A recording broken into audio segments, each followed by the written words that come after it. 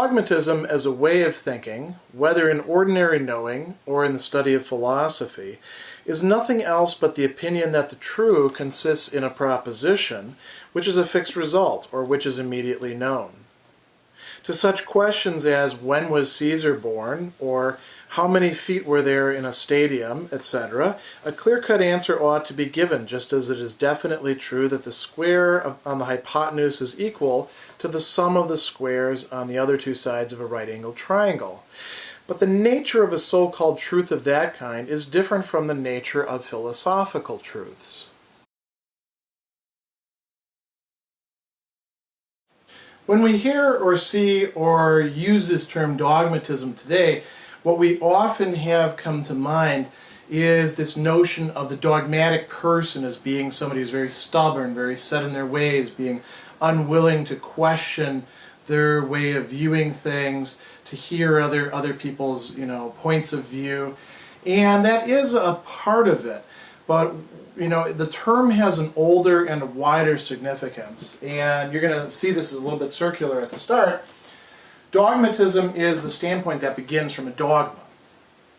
When we hear this term dogma, I think most of us will tend to associate that with another, qualifier, religious dogma, as being that which you have to believe in if you're going to be X. So if you're going to be a Buddhist, look, you have to believe in reincarnation. You have to believe that the point of things is to, attain release into nirvana. If you're going to be a Christian, then you have to believe that Jesus Christ was God and man.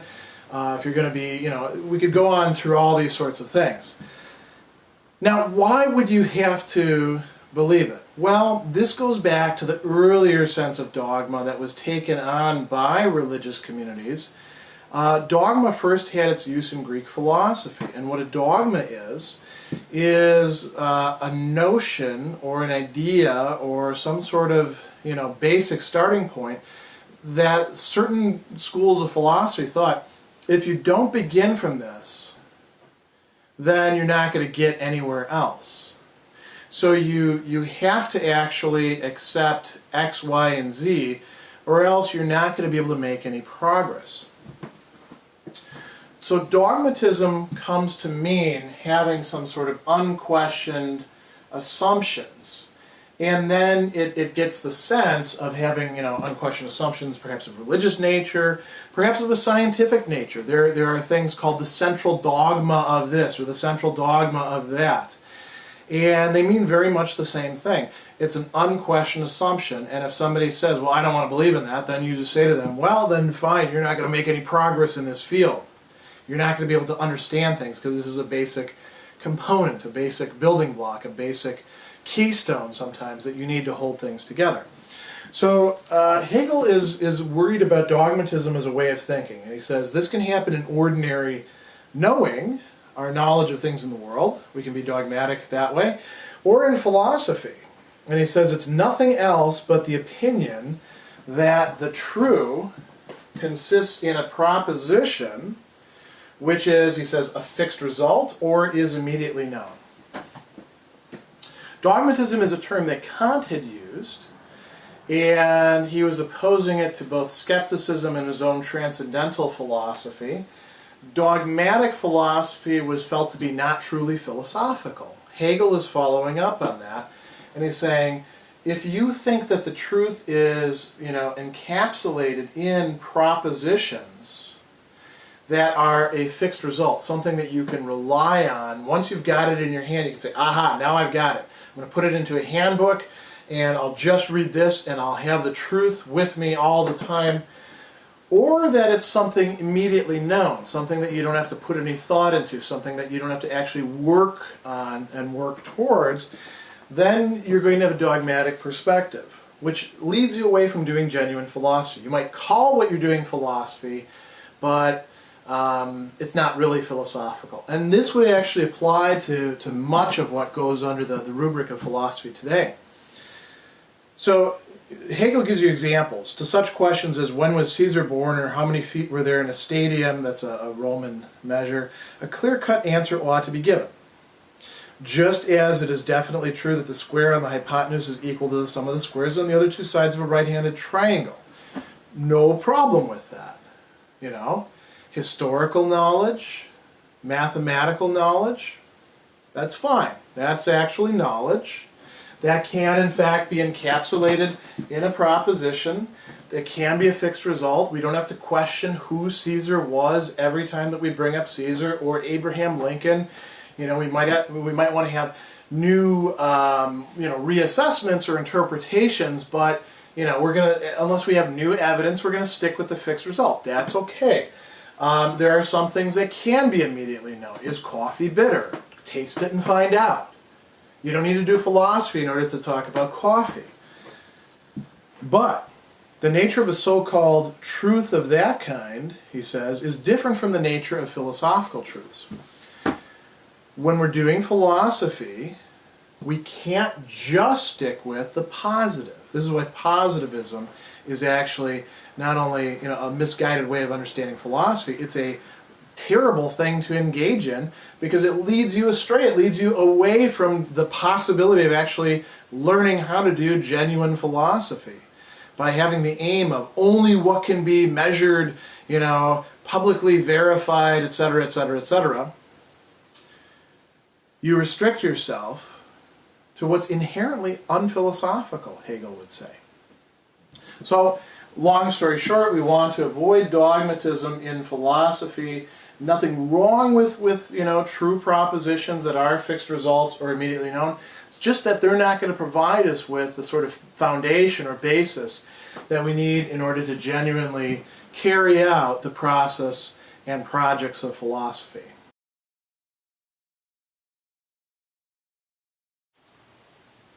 As regards historical truths, to mention these briefly, it will be readily granted that so far as their purely historical aspect is considered, they are concerned with a particular existence, with the contingent and arbitrary aspects of a given content, which have no necessity. But even such plain truths as those just illustrated are not without the movement of self-consciousness. To cognize one of them, a good deal of comparison is called for. Books must be consulted. In some way or other, inquiry has to be made. Even an immediate intuition is held to have genuine value only when it is cognized as a fact along with its reasons, although it is probably only the bare result that we are supposed to be concerned about.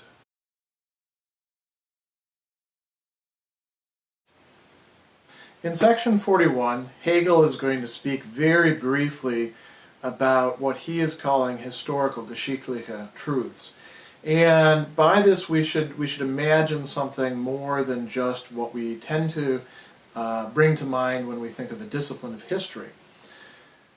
What he means by historical truths are anything that falls within the realm of the particular, the contingent, the arbitrary, that which actually has happened or people report to have happened. So you could think of a police report, for example, as falling under what he's calling historical truths, or an economics report as falling under that as well. And what is his concern in bringing this up?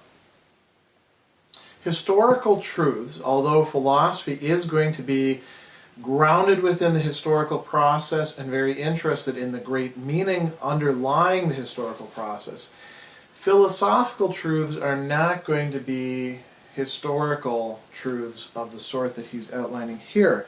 He says, it'll be readily granted that so far as their purely historical aspect is concerned, what makes them primarily historical, they have these three qualities. They are particular, that is, they bear upon particulars. They don't aim to tell us about or apply to things universally. That's when we actually take historical truths and then we generalize from them. When we do that, we're leaving the boundaries of history proper. So, for example, it's always popular to compare America or really any other nation that you like that is some sort of vast nation-state encompassing a lot of disparate people with disparate beliefs to the Roman Republic and Empire and talk about its decline. The actual process of decline of the Roman Empire is something that is within the realm of historical truth. Extending that to the current American regime at any given time, and making that comparison instead of comparing America to 1930s France, which would be an equally apt comparison. That is where you're extending things from that body of data and information that's been interpreted to some degree, which bears on a particular time, a particular set of people, particular events, and trying to generalize to another, admittedly, particular thing. If you were going to try to derive a general law of the rise and fall of peoples from the Roman Empire, what you're doing is you're trying to go from the particular to the universal. Aristotle criticized history rather backhandedly in his Poetics in saying that poetry was more philosophical than history, because history, historia, which was already a discipline by that time, focused on the particular, focused on what had happened, focused on what was the case for individual particular things, and poetry looked to the universals. And you might say, well, how is that the case? I mean, Oedipus was one guy. Well, Oedipus somehow stands for something, whereas it's not quite so easy with every historical circumstance to say exactly what it stands for. Contingent. Contingent means that things just happen to be that way. There could be causes, somebody could have had some ideas in mind, but it's the realm of touche, of chance, of contingency. And arbitrary. Arbitrary goes beyond the contingent, and it's interesting that he uses this term arbitrary, willkürlich.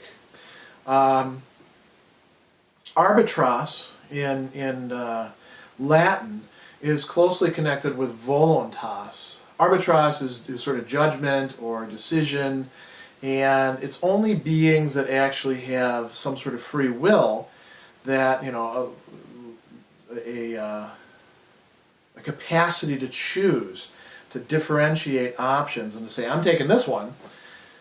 It's only those that can make arbitrary decisions. So the arbitrary goes beyond the contingent. Willkürlich in German, arbitrary, goes beyond that as well, and involves the notion of the will. And history is in large part the product of volitions by people. And you can take other historical perspectives. You can take, the longue durée of the Annales, historians, and do economic analyses and say, well, people didn't really have any choice about the circumstances in which they worked. But this is one of the paradoxes of history, actually, that we are dealing with beings that do make decisions. So Hegel says, look, as far as the historical goes, the purely historical, it's got these three things. Even such plain truths as those just illustrated, like when was Caesar born? He was born at this place, at this time. Did he have asthma? Yes, he did. How did he overcome it? Doing calisthenics with the soldiers and spending time with them in the field. These are historical truths. He says, even such plain truths as those just illustrated are not without the movement of self-consciousness. And he doesn't spell this out particularly well in this section. And you can think of it as existing in two ways.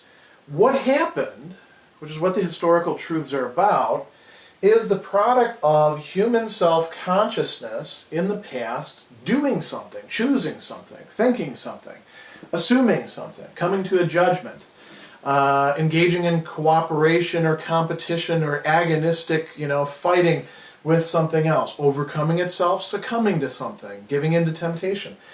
Self-consciousness decides something, and something then happens as a result of that. So self-consciousness is involved there. But what we're doing as historically looking backward thinking beings, as the subject who is engaging history as a kind of knowledge, as a kind of object, is we are, what he says, cognizing it. We are thinking it. And when we think it, he says, there's two ways in which this goes. One is through what we call inquiry. We ask, what happened? And, if you think about the father of history, sometimes people want to say, well, he wasn't really the father of history, it was Thucydides instead. Well, let's just say Herodotus, because he used the word history. And Herodotus, maybe he made up some things, but he also went around and he asked people questions, and he also looked in archives, and he compared things. He wanted to figure out, how did these Persian wars take place? What was actually going on? What were the people, what were their decisions? What were their motivations? Let me find that stuff out. I'll actually talk to people. I'll carry out inquiry. And there we start getting a bit more philosophical, because we're inquiring into the reasons, the why. Why did things turn out the way that they did?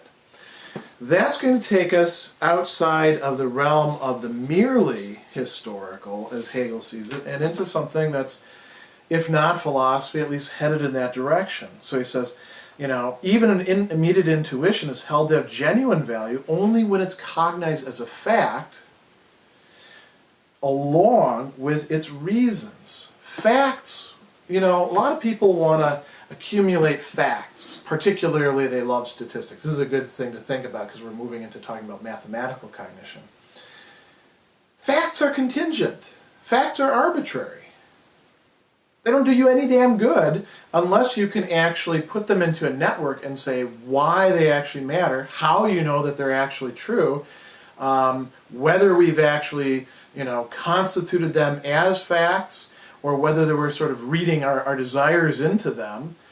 Unless you can come up with something beyond the mere fact, the thing that people, often want to go back to as a kind of idol, you don't really know anything.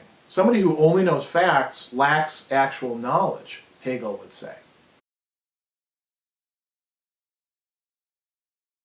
As for mathematical truths, we should be even less inclined to regard anyone as a geometer who knew Euclid's theorems outwardly by rote without knowing their proofs, without, as we might say, to point the contrast, knowing them inwardly. Similarly, if someone became aware, through measuring a number of right-angled triangles, that their sides do in fact have the well-known relation to one another, we should consider his mere awareness of that fact unsatisfactory. Yet even in mathematical cognition, the essentiality of the proof does not have the significance and nature of being a moment of the result itself. When the latter is reached, the demonstration is over and has disappeared. It is, of course, as a result that the theorem is something seen to be true, but this added circumstance has no bearing on its content, but only on its relation to the knowing subject. The movement of mathematical proof does not belong to the object, but rather is an activity external to the matter at hand. Thus, the nature of the right-angled triangle does not divide itself into parts just the way set forth in the construction necessary for the proof of the proposition that expresses its ratio. The way and the means by which the result is brought forth belong entirely to the cognitive process. In philosophical cognition, too, the way in which the outer existence, qua existence, of a thing comes about is distinct from the way in which its essence or inner nature comes to be. But to begin with, philosophical cognition includes both existence and essence, whereas mathematical cognition sets forth only the genesis of the existence, that is, the being of the nature of the thing in cognition as such. What is more, philosophical cognition also unites these two distinct processes. The inner coming to be or genesis of substance is an unbroken transition into outer existence, into being for another, and conversely the genesis of existence is how existence is by itself taken back into essence. The movement is the twofold process and the genesis of the whole, in such wise that each side simultaneously posits the other, and each therefore has both perspectives within itself. Together they constitute the whole by dissolving themselves and by making themselves into its moments.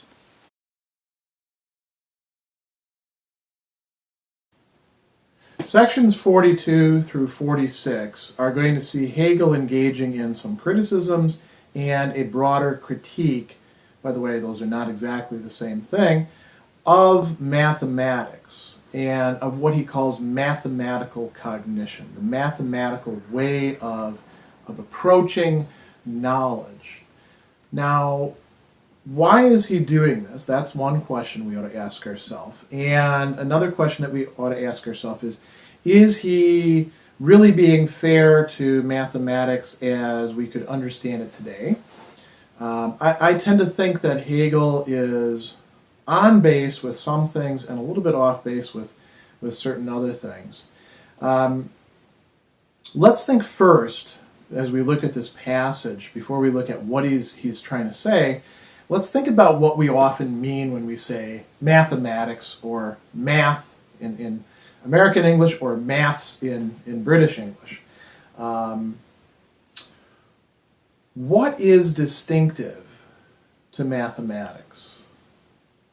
We might think of mathematics as a type of cognition, and when we talk about this term cognition, what do we mean? A way of thinking, a way of acquiring knowledge where knowledge wasn't previously. Another thing that we might think of is the actual discipline, embodied in textbooks, embodied in theorems and proofs, embodied in exercises, embodied in equations, embodied in all sorts of things. Mathematics is something that you could go to college to study, as I in fact did, sort of in a haphazard way. I didn't mean to become a math major. I just started taking calculus classes and liked it, and ended up double majoring in mathematics and philosophy when I was an undergraduate. But doing that meant studying the discipline of mathematics, and as it turns out, mathematics comprises a whole set of other sub-disciplines, some of which are easy to correlate with each other, some of which aren't so easy. We might also think of it as a tool or technique, or as an entire panoply of tools and techniques, particularly when we're thinking of so-called applied mathematics as opposed to pure mathematics.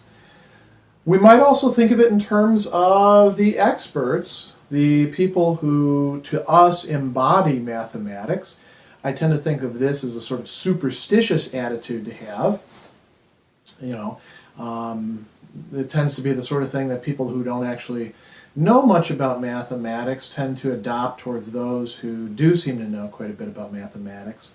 And this is a total aside, I think one of the reasons why it's so important for kindergarten through 12th grade and then college students to actually study mathematics is not this, notion that we have that, well, it's going to be so important to balance your checkbook and to apply mathematics in your ordinary life. Really, one ought to study mathematics, not just so that one can acquire the rigorous habit of mathematical thinking either, but so that one can understand when people are trying to snow you with it. So that one doesn't have an almost idolatrous, peasant-like attitude towards those who can actually do things with numbers. Aristotle said about rhetoric that the reason why people ought to study rhetoric is so that they're not unarmed when other people use it against them, because that's kind of shameful. In his words, unmanly, although, I think we could extend this to women as well. And I think we should say the same thing about mathematics. I think it's appalling that many students in the United States adopt this popular attitude of, I don't really need to know mathematics, and mathematics is so tough, and it's beyond me. It's not really beyond anybody. That's my little soapbox thing, which I rarely indulge in. But I think it's useful to think in terms of mathematics as not just being one thing. We have to be a little bit careful with it. Hegel is mainly talking about mathematics as a type of cognition here. And he says that when we're looking at mathematics, when we look at mathematical truths, if somebody has only memorized equations and they don't understand why they ought to have them in mind or what they would be used for, or why the equations would work out the way they are, they don't really know mathematics. They don't really have knowledge. He says, knowing them outwardly by rote without knowing their proofs, knowing them inwardly, that's what it is to know something through a proof. It's not enough even just to memorize the proof. You have to be able to, you have to have developed a facility with constructing proofs. You have to know how to get from point A to point B and not be lost along the way. Otherwise, you're really just relying on other people's maps, other people's landmarks. You haven't really made it your own inwardly. And remember, the phenomenology is all about us making inward, appropriating the entire historical development of human consciousness. So mathematics is a part of that. And we wouldn't consider somebody to actually know mathematics who can only reproduce things and doesn't actually understand them. But here's the problem, Hegel says. With mathematical knowledge, we have the proofs. And so, imagine your way back to, say, geometry class. I remember taking high school geometry, just hated it. College geometry, loved it. You know why? Because in high school geometry, all we did was play around with, protractors and compasses and do constructions, and there was never any sense of why the hell we were doing this. We had to, memorize proofs and go through them, and there was no sense of what are we actually doing here. I needed the why. In college, I was fortunate enough to take my geometry class with somebody who was a theory guy and really loved explaining and unpacking these sorts of things in a Hegelian sense, going and taking the inner and making it outward, taking the outward and showing the internality to it, if you can understand what we're talking about there. And Hegel says that what happens with mathematical cognition is people, they do use the proof, they do derive the proof, and the proof is connected with its result in the process of proving it. But then after that's done, you don't really need the proof anymore. It becomes purely ancillary. Sort of like a beetle shedding its old skin, once it's grown new skin. And people are content with this. And he starts talking in terms of existence, and that might throw you a bit. He's talking in terms of essence and existence, and mathematics is primarily about existence. Why the hell is he talking about that? Because mathematical knowledge is existing as something external for the knowing subject. When we're talking about knowledge, we must never forget that knowledge exists for a knowing subject. Knowledge exists in somebody's mind, in their understanding, their intellect. And the knowing subject is sort of extraneous. It does, think about mathematics. A mathematical proof should be true and should work no matter who you're dealing with. It could be if, some people are too stubborn or too lazy to actually comprehend it, or they've got some cognitive disabilities that keep them from doing it, or they're so, beset by anxiety that they can't do it. But in general, if there aren't any handicaps of that sort, somebody should be able to understand mathematics to make sense of it and to be able to get from here to here. And then, of course, they can leave that proof behind. Hegel says the result, it's as a result that the theorem is something seen to be true. But this added circumstance has no bearing on its content, only on its relation to the knowing subject. So, you could do mathematics in a certain way just by going through textbooks. And, what textbooks in mathematics really are, they're put together by people who are experts in mathematics, and they're designed to get you through what it is that they've learned in the process.